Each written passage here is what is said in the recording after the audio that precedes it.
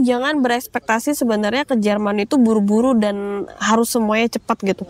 Aku pengennya lulus terus nggak mau buang waktu, terus aku mau cepet-cepet ke Jerman. No, it's not like that. Ke Jerman tuh nggak bisa se-ekspres itu gitu, karena memang emang iya, tapi bener kan semuanya pengen berangkat cepet kan. Kabur aja dulu tuh bisa.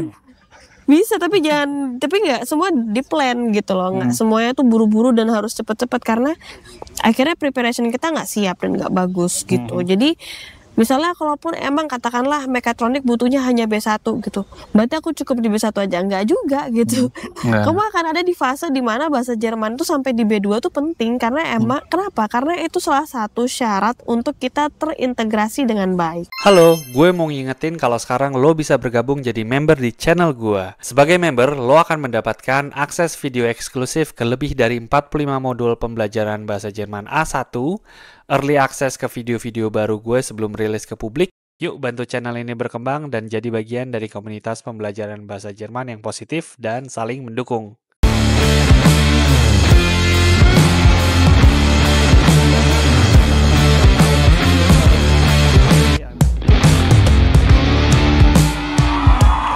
Oke, halo semuanya, herzlich willkommen Cuma 6 Kanal. Kembali sama gue, Damario Sujono.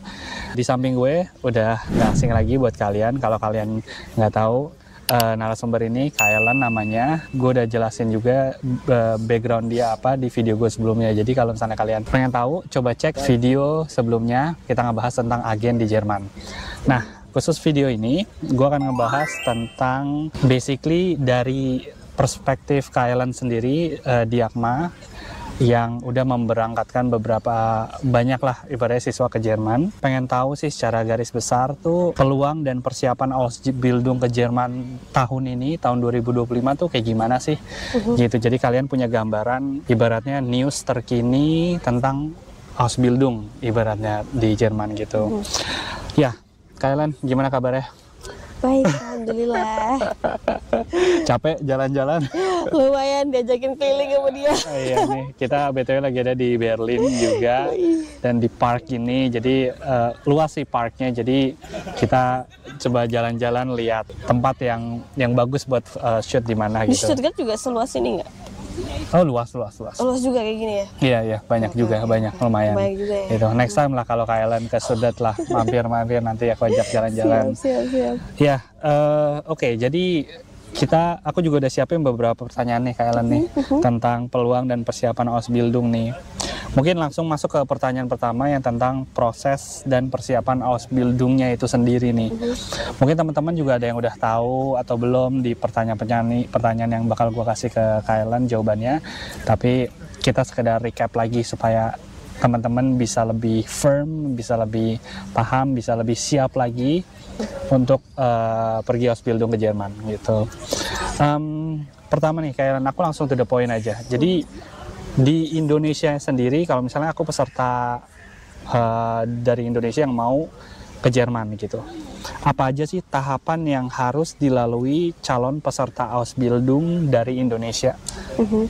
Itu tahapannya bisa di-elaborate nggak apa aja? Pertama sih yang pasti sedini mungkin persiapkan bahasa Jerman. Karena belajar bahasa Jerman itu lama, jadi akan lebih baik jika dicicil dari awal. Jadi kalau emang udah kalian ini di kelas 1 SMP misalnya, kelas 1 SMA misalnya, udah mulai dicicil kursus bahasa Jerman itu supaya dipersiapkan lebih dini dan lebih baik. Sama bahasa Jerman sih. Sampai dapat sertifikat berarti ya? Sampai dapat sertifikat bahasa Jerman Gute atau setara sesuai keperluannya. Kalau memang untuk Ausbildung ya berarti B1 atau B2. Oke. Tahap pertama itu adalah bahasa. Nah, tahap kedua itu berarti apa, Kak? Tahap keduanya sih intuition ya, bisa sebenarnya langsung apply ke perusahaan di Jermannya. Langsung apply ke perusahaan di Jerman? Iya. Tapi kalau misal kalian masih SMA, I would suggest itu nggak langsung ambil Ausbildung. Atau ya boleh apply dua-duanya. Jadi Ausbildung dan FSJ, nanti dilihat mana yang nerima duluan. Gitu. Tapi sebelum itu Sambil juga langsung kalau misalnya udah kelas 3 SMA misalnya dicoba juga untuk langsung bikin termin di kedutaan, karena bikin termin di kedutaan itu kan butuh waktu yang lama banget. Lamanya tuh berapa tuh sekarang tuh? Kayak sekarang sekitar 6 bulan ya. 6 bulan ya? Iya, jadi diestimasi aja dari bikin termin sampai sebelum dokumen ready itu udah siap semua gitu. Jadi ke kedutaan tinggal lampirkan semua dokumen. Karena kalau FSJ itu kan sekarang posisi belum pakai Auslands portal ya kan. Jadi semuanya masih harus manual termin ke kedutaan. Tapi kalau semisal Ausbildung itu lebih mudah karena pakai Auslands portal. Jadi kita tinggal kalau udah ada dokumennya lengkap baru kita ke Auslands portal. Jadi kalau udah ada bahasa Jerman tadi, terus translate dokumen, aku kayak kurang tahu lagi teknisnya karena biasanya ngerjain di kantor kan. Jadi memang tapi aku bisa nyebutin garis besarnya aja. Garis bahasa, besarnya nggak apa-apa. Terus legalisasi dokumen, apply ke Jermannya pasti, terus Lasno. Terus mungkin itu sih. Baru nanti kalau dokumen udah lengkap, apply ke Auslands portal, nunggu hasil dari Auslands portal sekitar, tergantung ya, kalau lagi di bulan-bulan kayak gini sih terlalu rame karena kan mulainya Ausbildung bulan Agustus, ini udah bulan Juli, jadi otomatis penuh banget bulan-bulan kayak gini. Jadi kalau semisal di bulan Juni, Mei gitu mungkin lebih cepet ya, seminggu gitu udah langsung ada info gimana dokumennya ada yang kurang apa enggak gitu. Oke. Menarik. Ketika kalian tadi mention bulan-bulan Ausbildung, itu bulan-bulan Ausbildung tuh bulan kapan sih? Kapan aja? Bulan Agustus dan September mulainya. Oh, Agustus dan September mulai. Ada juga yang Maret, April juga ada. Oh, oke. Berarti itu bulan-bulan yang rame lah ibaratnya ya, buat apply ya gitu segala macam. Nah, banyak juga pertanyaan-pertanyaan di kanal aku, di YouTube aku tentang ini Kak, lulusan. Jadi apakah lulusan SMA atau SMK bisa langsung daftar Ausbildung atau perlu kuliah dulu? Bisa langsung, tapi gunakan chance kalian untuk FSJ atau BFD kalau misal masih lulusan SMA dan SMK. I would suggest like that, karena pertama juga nggak mudah nyari Ausbildung di Indonesia, karena kebanyakan anak-anak itu kan SD, SMP, SMA gitu nggak pernah punya pengalaman kerja kan, jadi lumayan susah kalau daftar dari Indonesia dan nggak punya pengalaman sama sekali. Jadi I would suggest FSJ dulu atau BFD dulu. FSJ dulu deh gitu. FSJ dulu ya? Iya, FSJ dulu. Okay. BFD kan udah nggak ada ya? BFD udah nggak ada? Iya, kayak nggak terlalu banyak lah. Kan udah, aku baru tahu sih. Udah nggak terlalu banyak, cuma ada FSJ aja. Alasannya apa, kenapa nggak terlalu banyak? Dari setahun 2 tahun yang lalu kayak udah di-ban sama siapa sih namanya, Menteri Keuangan tahun kemarin ya.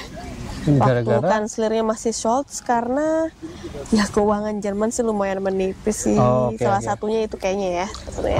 Cuman saya nggak terlalu Doang saya ngikutin sih pemberitaan politik, tapi ya kurang lebih itu juga salah satu alasannya. FSJ ya, disarankan FSJ dulu tadi.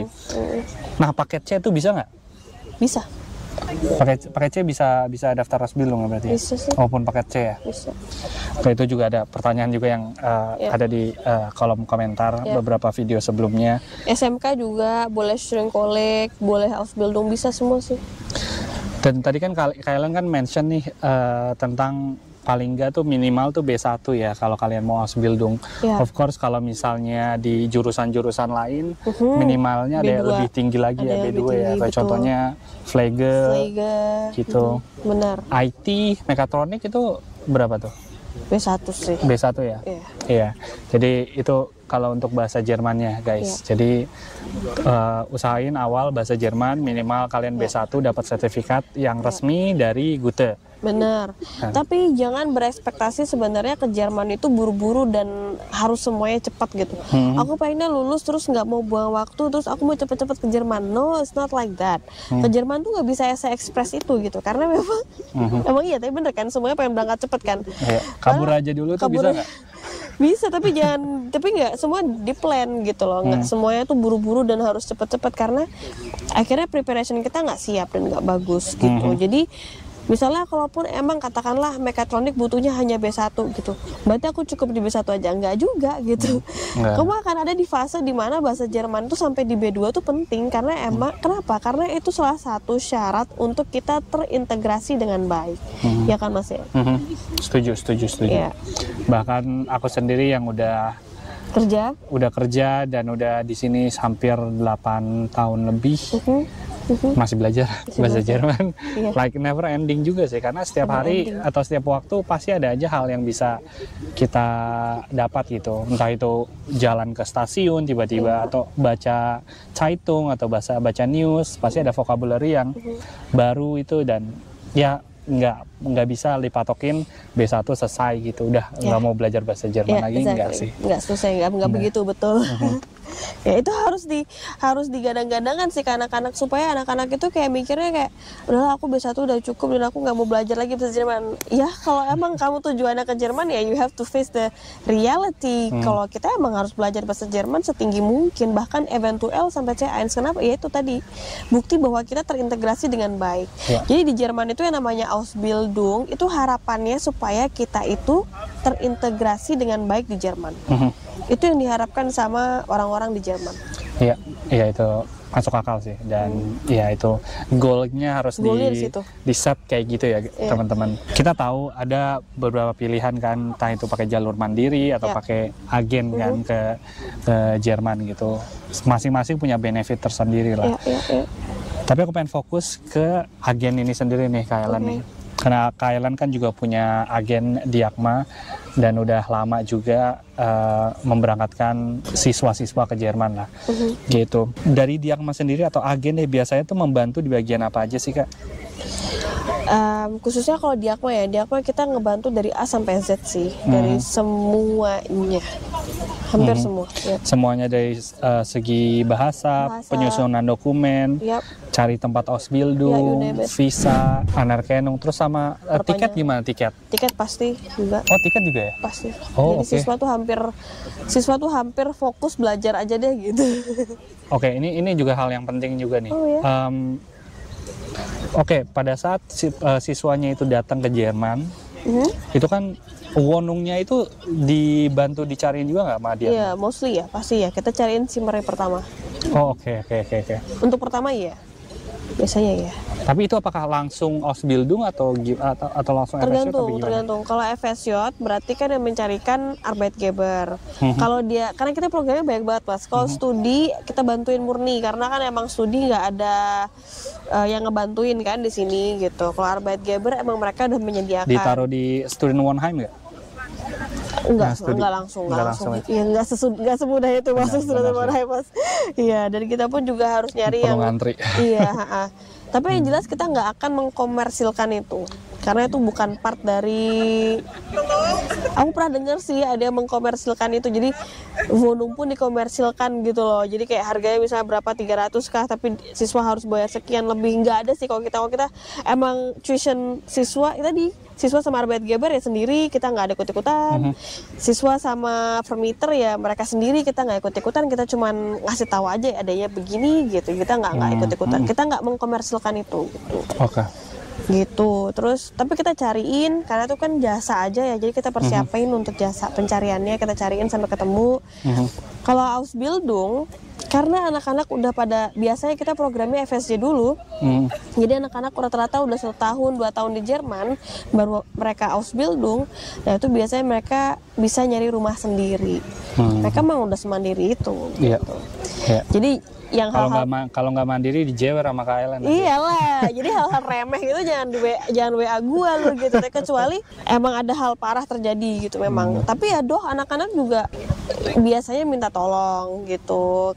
Kita kasih tau lah caranya, ada Ebaikanan-Zeigen, kamu bisa cari-cari, terus kamu bikin Bewerbungsmappe untuk cari rumah gitu kan. Perkenalannya seperti apa kayak gitu-gitu kita bantu lah gitu-gitu aja sih. Karena apa? Karena anak-anak Ausbildung kan mereka udah punya referensi sendiri ya Mas ya. Mereka pengen kamarnya kayak gimana, nanti nggak cocok sama aku kan. Gitu, malah mereka udah gede lah di sini, udah tahu mau ngapain. Jadi ya kayak gitu-gitu kita nggak interupsi. Iya, benar-benar tuh teman-teman. Jadi itu ibaratnya yang bisa kalian expect ketika kalian ibaratnya memilih jalur pakai agen lah ibaratnya. Dengan Salah satunya Diakma, dengan ya. Diakma. Genau. Gitu. Ya, ngomongin soal bidang Ausbildung nih, Kak Ellen. Tahun ini deh, khusus tahun ini, kira-kira bidang Ausbildung apa aja sih yang paling terbuka untuk pelamar dari Indonesia? Gute Frage. Memang kalau dari Indonesia pasti yang paling terbuka itu semua yang ada di Rote Liste. Jadi di Jerman tuh ada jurusan-jurusan yang dari Bundesagentur für Arbeit itu mereka yang jurusannya memang diperlukan di Jerman. Kayak Pflege dan Fachinformatiker dan segala macam itu juga mereka terbuka sih sebenarnya. Gastronomi itu juga pasti terbuka banget sih. Jadi kalau misalnya kalian nggak dapat termin FSJ susah dari kedutaan dan ternyata kalian mencoba berangkat sendiri kan, terus ternyata kalian FSC-nya juga nggak dapat, ya boleh juga apply Ausbildung dari berbarengan paralel. Terus boleh coba gastronomi dulu, mana aja mudah deh. Terus nanti sampai Jerman, kalian coba 1 tahun ya, apakah itu cocok. Kalau misalnya nggak cocok, ya kan bisa pindah ke tempat lain. Itu kan kalian punya Recht di situ, punya apa ya, punya hak di situ untuk kundigung dan pindah ke tempat lain. Itu harus di masa probezeit nggak? Nggak harus. Nggak harus ya? Iya. Oh, bisa Di masa pindah. apa aja sih. Bisa dipindah kapan aja. Tapi visanya gimana itu? Nggak apa-apa juga sih, nanti visanya ya mungkin ya segala sesuatu memang ada konsekuensinya. Jadi mungkin agak riweh di perpanjangan visa, tapi ya nggak masalah juga sih selama kalian stay di Jerman dan nggak kesusu mau ke Indonesia buat liburan sih. Dan ada waktu untuk perpanjangan visa sih sebenarnya nggak apa-apa. Aman ya? Aman. Iya, itu penting tuh. Jadi ya kalian bisa cek di websitenya di Agentur für Arbeit ya, apa list-list Rote Liste. Rote Liste itu ya, gitu. Tadi kan bidang yang paling di ini kan, apa yang paling terbuka kan. Kira-kira dari Kak Ellen sendiri ada nggak Ausbildung jurusan yang paling sulit buat orang Indonesia masukin? Ya karena memang jurusan tuh banyak banget sih.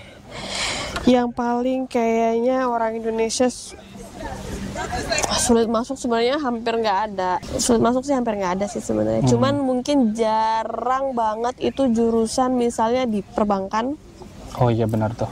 Atau misalnya di jurusan di bagian asuransi, misalnya asuransi AOK itu juga ada misalnya. Itu juga jarang sih orang Indonesia, padahal itu juga gaji Ausbildungnya tinggi banget. Kalau kalian mau apply Ausbildung ke AOK, ke TK, Teknik Krankenkasse, itu mereka gajinya sekitar 1.600 Tahun pertama? tahun pertama, bulan pertama ya. Bulan pertama guys. Iya itu kayak tahun-tahun kemarin sih, harusnya tahun ini harusnya naik ya. Harusnya naik sih ya, karena kan Mindeslonnya tahun ini juga naik ya sih. Gitu. Terus yang anak-anak Indonesia juga jarang itu tadi adalah Ausbildung yang setara dengan S1. Itu juga banyak disediakan sama perusahaan-perusahaan juga, kayak perusahaan misalnya perusahaan retail, itu mereka nyediain S1 jurusan Handelfachfrau atau Handelfachmann atau jurusan Fachwirt. Yang lainnya itu juga semuanya Ausbildung S1. Nah itu juga lumayan jarang orang Indonesia masuk. Bukan berarti mereka nggak bisa, cuma mereka jarang aja belum dapat infonya. Iya ini menarik sih. Aku juga baru dapat kabar dari Kak Ellen kalau ternyata Ausbildung tuh ada S1-nya guys. Which is gue sampai mind blowing. Hah emang ada gitu. Setahu aku kayak jurusannya ya udah S1 ya studium gitu loh. Bukan Ausbildung. Ternyata ada loh Ausbildung S1 loh. Ausbildung tuh tertinggi sampai di level 7 QDR-nya. Jadi di Jerman tuh ada namanya QDR. Jadi aku kebetulan emang mostly aku di bidang ini banget ya. Jadi QDR tuh ada level-levelnya. Level 6 itu berarti bachelor, level 7 berarti S2, dan level 8 berarti doktoral. Nah, Ausbildung itu tertinggi di S2, di master, di level 7. Gitu, setara dengan master. Ada juga Ausbildung S2. Gitu, ada, tergantung. Cuman mungkin nggak banyak perusahaan yang menyekolahkan, jadi kita harus sekolah sendiri. Gitu, S2-nya itu cuma 2 bulan full site alias full time. Kalau S1 juga ada yang 2 bulan cumanan, dan itu juga full site 2 bulan doang paling. Itu guys, jadi sedikit juga info penting juga buat kalian. Info tambahan juga kalau Ausbildung tuh ada yang paling tingginya bahkan bisa setara sampai master. Ya. Itu penting. Kalian aku pengen masuk ke bagian visa dan dokumen nih karena ini penting juga. Proses visa Ausbildung tuh biasanya makan waktu tuh berapa lama sih? Visa Ausbildung. Proses visa Ausbildung. Kalau syarat yang paling wajib ya seperti kalian tahu di kedutaan semua udah ada. Pasti ada kontrak kerja, segala macam, bahasa, you name it lah. Pasti kan udah tahu. Itu semua kan udah ada officially di website-nya kedutaan Jerman Jakarta. Tapi yang paling penting supaya untuk mempercepat visa kalian keluar itu diperlukan yang namanya aku lupa lagi namanya. Jadi itu tuh surat sakti lah ya. Surat sakti guys. Iya, jadi itu semacam. Kira-kira cuma kera doang yang sakti. Jadi itu kayak semacam dari persetujuan atau percepatan dari imigrasi Jerman. Jadi ini kita harus cari ya namanya apa. Lupa beb. Iya. Tapi itu aku selalu minta sih. Itu selalu kita minta ke perusahaan untuk mereka harus menyediakan itu. Jadi visa hanya keluar 7 hari setelah itu ada. Oke. Berarti ibaratnya itu surat yang dikeluarkan dari Arbeitgebernya berarti ya? Arbeitgeber harus apply ke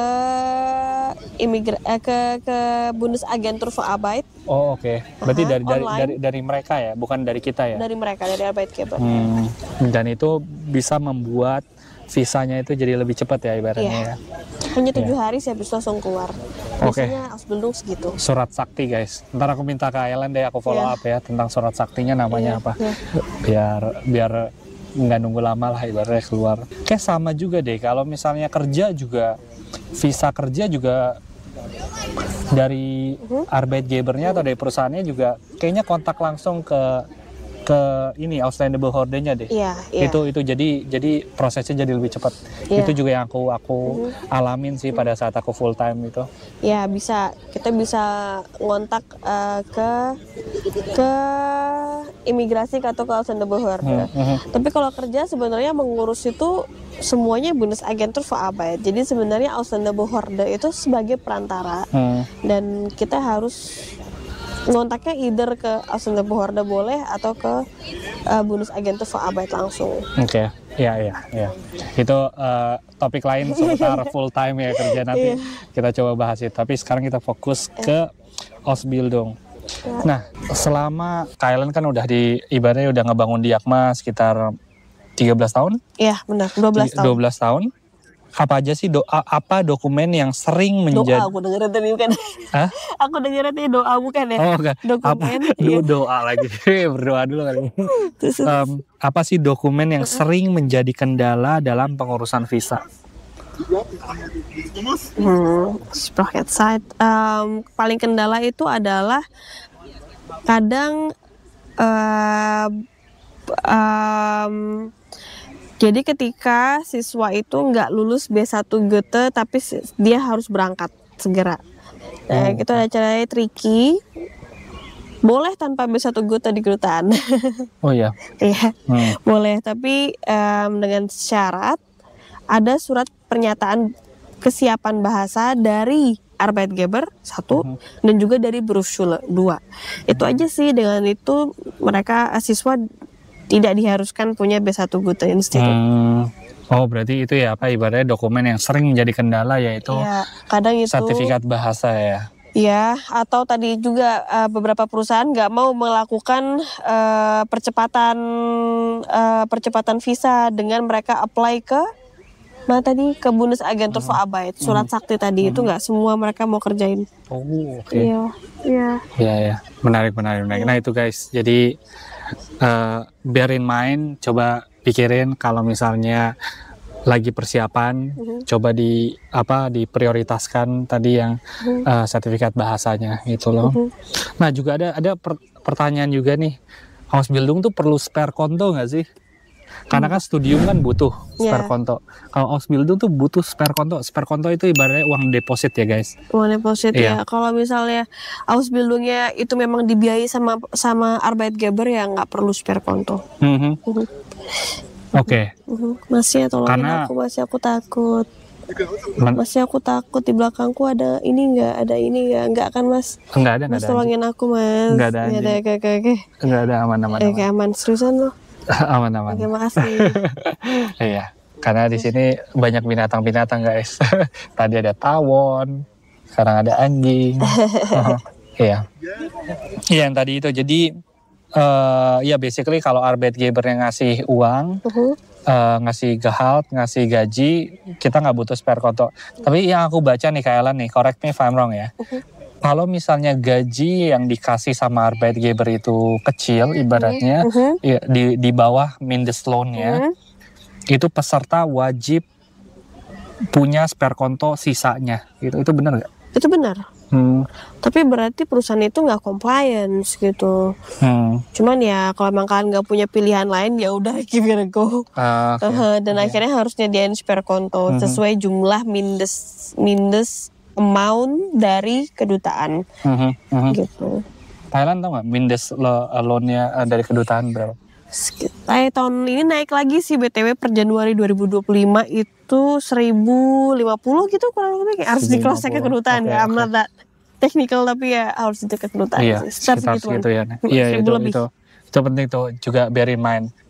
Oh ya satu hal juga ini aku yang pengen tanya ke Ellen. Jadi bener nggak semua Ausbildung itu digaji. Bahkan ada kita harus bayar buat ikut Ausbildung itu benar gak? No, actually no, enggak sih harusnya. Enggak ya? Enggak sih. Soalnya ada teman aku yang dia pengen Ausbildung di bidang fisioterapi. Fisioterapi, terus? Tapi setelah dia cari-cari, ternyata dia tuh harus bayar buat ikut Ausbildung ini. Mungkin itu Schulische Ausbildung mungkin. Schulische Ausbildung di mana nggak ada terintegrasi sama perusahaan manapun. Jadi dia sekolah dan sekolah itu berbayar ya. Sekolah aja berarti itu jatuhnya. Itu sekolah aja benar, Schulische Ausbildung sekolah aja. Oke. Ya dia harus berarti nyari perusahaan yang membiayai itu. Yang ibaratnya juga kerja juga, jadi bukan cuma Schulische doang ya. Nah ini penting nih guys, jadi harus benar-benar tahu jurusan kalian tuh atau sekolahnya itu tipenya apa. Kalau cuma Schulische Ausbildung itu kemungkinan besar harus bayar pasti ya. Gitu. Oke. Nah Kak Ellen, aku pengen masuk ke kehidupan di Jerman dan tantangannya nih, karena peserta di Akma kan lumayan banyak dan pasti Kak Ellen hampir setiap minggu atau bahkan setiap hari nemuin keluh kesah mahasiswa di Jerman di sini kan. Tantangan apa sih yang biasa dihadapi peserta Ausbildung setelah tiba di Jerman? Pertama itu pasti homesick sih. Kebanyakan ya. Kangen sambel. Tapi banyak banget yang homesick. Entah itu homesicknya nggak bisa dideskripsikan ya. Entah itu berbeda, entah itu hawanya nggak seperti yang dia bayangkan. Misalnya mereka dari lahir sampai besar nggak pernah kemana-mana, selalu di Indonesia. Ngebayangin Jerman tuh ternyata beda banget ya gitu, itu bikin homesick banget. Dan akhirnya ya kita nemenin siswa itu 7 hari 7 malam untuk telepon. Oh iya. Ya kayak sleep call. Iya, das machen wir auch ya natürlich. Karena mereka cuma curhat aja, pengen cerita tadi hari ini ngapain aja. Terus dia pengen ngobrol, tadi aku ngadepin ini, harusnya aku harus kayak gimana. Terus kalau misalnya aku kayak gini gimana. Terus aku kayak ya kadang sesekali nangis lah, walaupun itu laki-laki ya. Banyak kayak gitu. Jadi kita nemenin. Terus hari-hari pertama biasanya kayak, aduh aku harus masak. Oke, kita kasih les masak dadakan online. Gitu-gitu ada lah les pasti. Masak dadakan online. Iya, so machen wir auch. Ya, bukan cuma tentang kursus bahasa guys, tapi les masak juga bisa guys. Iya, kita kayak gitu, kita support. Oke. Iya, kita memperhatikan mental siswa kita. Khususnya. Iya, penting sih. Apalagi ya kita di luar jauh, buat ibaratnya anak-anak yang masih muda tiba-tiba harus merantau jauh. Homesick sih udah bukan jadi satu. Dan I will suggest juga anak-anak itu mulai nggak cuma bahasa ya. Kalau misalkan udah lulus atau mungkin yang SMA dan mereka nggak SMK, itu nggak punya pengalaman kerja apapun, usahain. Udah mulai aware bahwa kita itu biasa melakukan yang namanya praktikum. dari SMA. Jadi kita nggak nol pudul gitu loh. Iya, benar. Bahasa Jawa ya. Jadi kita emang benar-benar udah tahu apa sih yang ada di industri gitu. Praktikum itu penting. Ya. Itu sih yang Tentang biaya hidup nih Kak Ellen. Ya. Gaji Ausbildung tuh cukup nggak sih buat hidup di Jerman? harusnya cukup sih. Cukup ya? Ya aku ngelihat tergantung gimana ya. Kalau kalian hedon tiap hari ke Paris, tiap hari jalan-jalan ke teman-teman, tiap hari beli ke rokok. Paris itu gimana caranya itu? Ada yang dekat-dekat. Stuttgart ke Paris dekat gak sih? Dari mana? Dari Köln ya? Köln yang ke Paris ya? Strasbourg kali. Strasbourg ya? Iya, ya Paris agak naik ke atas gitu. Naik Tapi ke atas. ya nggak tahu, siapa tahu dia punya mobil pribadi atau apa. Iya ada lah gitu. Kalau mereka kalian hedon ya pasti manajemen keuangannya nggak bagus ya pasti nggak cukup kok kayak gitu. Tapi secara garis besar Saya jadi besar. cukup ya? Cukup harusnya. Untuk hidup di Jerman dan bahkan bisa nabung juga untuk kalian entah mau entertainment apapun. Iya, aku juga banyak juga teman-teman aku yang Ausbildung juga mereka bilang cukup sih tentang ini. Nah, ngomongin juga soal gaji juga nih. Kira-kira peserta Ausbildung tuh bisa ambil part time nggak sih? Bisa ambil part time. Bisa. Di visanya itu diperbolehkan? Ada visa yang memperbolehkan sih. Yang penting bisa yang penting ngomong sama Arbeitgeber gitu, ngomong sama bosnya, sama chefnya, kayak gitu. Ada juga yang case-nya malah berbisnis. Oh iya. Dulu suami aku waktu zaman dia Ausbildung udah lama banget sih. Dan dia mulai bisnis juga. Dulu dia berbisnis juga, dia jual burung, bayangin. Ribuan burung dari Eropa ke Indonesia. Dan bosnya tahu. Dari Eropa ke Indonesia? Iya, ada. Burung hidup? Burung hidup. Burung khusus, tapi bukan burung langka kan? Burung langka. Bukan, it's legal, it's legal guys. It's ribuan burung yang dikirim secara legal ke Indonesia. Ada. Gitu. Dan itu boleh tuh sama Arbeitgeber ya? Iya dibolehin, karena ya mereka lumayan deket bosnya, jadi ya ada itu guys. Kalau kalian bisa deket sama chef kalian secara hati ke hati gitu loh, mereka bakal bantu gitu. Jadi kalau aku selalu nyaranin buat siswa-siswa yang baru berangkat ke Jerman nih, kalian bisa ngambil hatinya orang Jerman gitu-gitu loh mas. Iya, penting. Ya ibaratnya relation dengan metarbeiter lain, kolega lain, atau bahkan sama chef itu penting banget sih, karena penilaian kan dari mereka kan juga penting kan, dari entah itu nggak cuma tentang technical skill tapi soft skill kalian juga penting, gimana kalian nge-handle masalah sama kolega atau ngomong sama chef atau chefinnya, itu kan jadi suatu penilaian kan. Benar Gitu guys. Dan kalau akan ada masalah itu pasti akan dibantu gitu. Itu yang penting juga tuh. Itu penting. Apalagi kalau kalian punya masalah visa ya. Bukan masalah percintaan ya, nggak bisa ya, itu nggak bisa dibantu ya.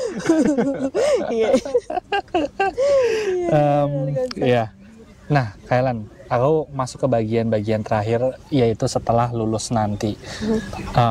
Kira-kira buat peserta Ausbildung yang sudah lulus atau setelah lulus Ausbildung, apakah peserta bisa langsung kerja dan tinggal di Jerman atau punya permanent resident di Jerman?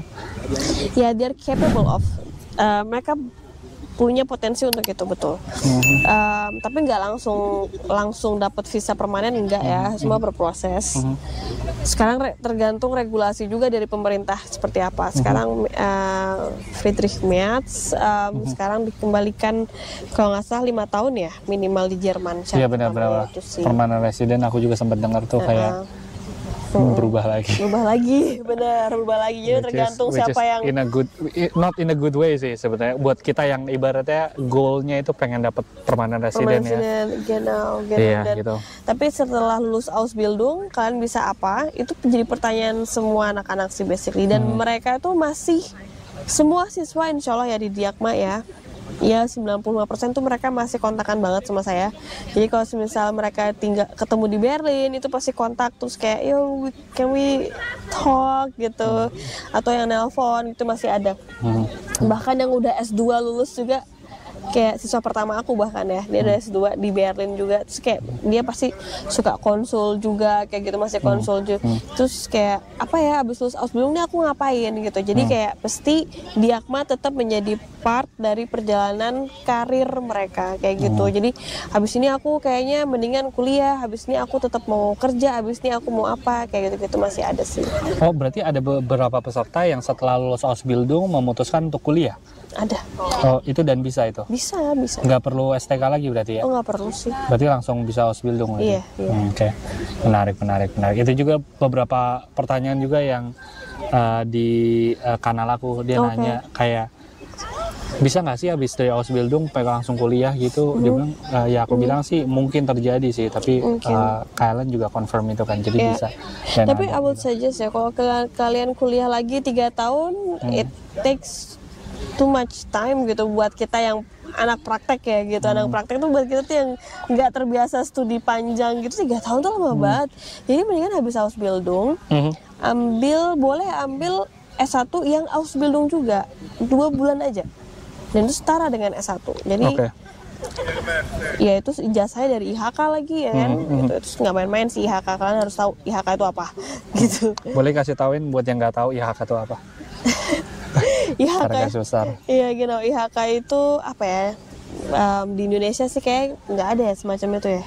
Iya, kurang tahu juga sih di Indonesia. Ada kayak lembaga khusus yang menaungi sertifikasi ya. Iya, dan nggak cuma sertifikasi aja sih, dari dagang, bisnis sampai apa namanya, nanti kita buat ininya deh informasi khusus yang lebih appropriate lagi. Jadi saya secara garis besar ibaratnya lembaga legal di Jerman yang yang aku tahu ya Kak Helen ya, dia yang mengeluarkan ijazah Ausbildung lah itu.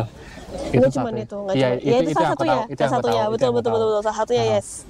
Ya, dia mengatur itu juga.